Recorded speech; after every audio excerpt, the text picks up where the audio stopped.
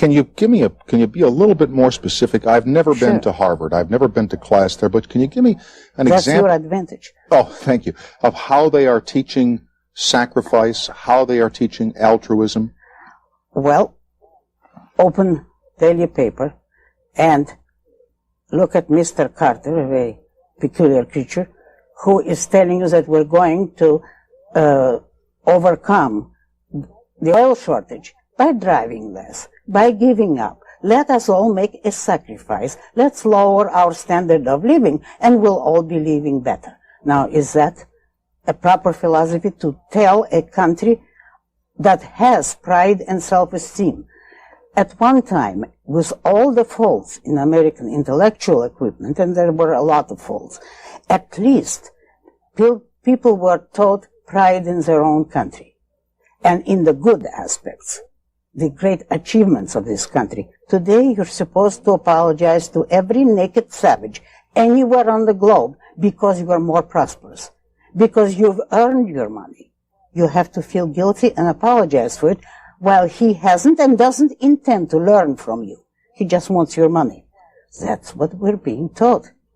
Why are we being taught? Because the ruling philosopher today in Harvard and everywhere else is Immanuel Kant. And that's the real villain of our age. It's not Karl Marx. You mean he's the one, huh? He is the one. Kant is the one. Yeah. Okay. It's not Karl Marx, and it's not even religion. So I do not approve of religion, as you know. But those are not the villains. The villains is Immanuel Kant, who preached that man's mind is not valid, that the things you perceive are not there. They're not real.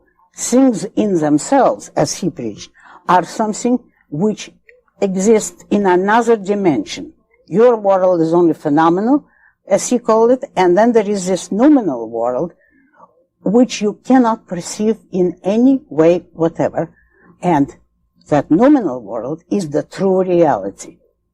Only you can't perceive it, so you better live here on earth and do your duty. And your duty is some kind of voice that comes from these other dimensions, which you can't know. Well, how does he know? He doesn't tell you. But he tells you that morally you have to do your duty. What does your duty consist of? Of doing things in which you can take no possible interest and no advantage to yourself. You know that he is even worse than an altruist. An altruist would tell you, you shouldn't be happy, but you should sacrifice for other people, and then you're moral. Kant goes beyond it. He says, if you do things because you have any goal whatever, even the welfare of others, your action is not moral. Or as he puts it, action is not moral. Or as he puts it, it has no moral significance. To be truly moral, you should do things out of which you get nothing whatever, neither for yourself nor for others. If you can achieve that kind of being a total zero offered for being eaten by any cannibal, then you're moral. Now that's the philosopher who rules today's life. If that is what the universities are preaching, Kant himself and all the endless variations of him and the derivatives from him, all modern philosophy are little illegitimate Kantians, if you know what I mean. If that's what children are taught, once they leave college, what do they bring to life? What you see today. We're kind of reaching the visible climax of Kantianism. They take dope.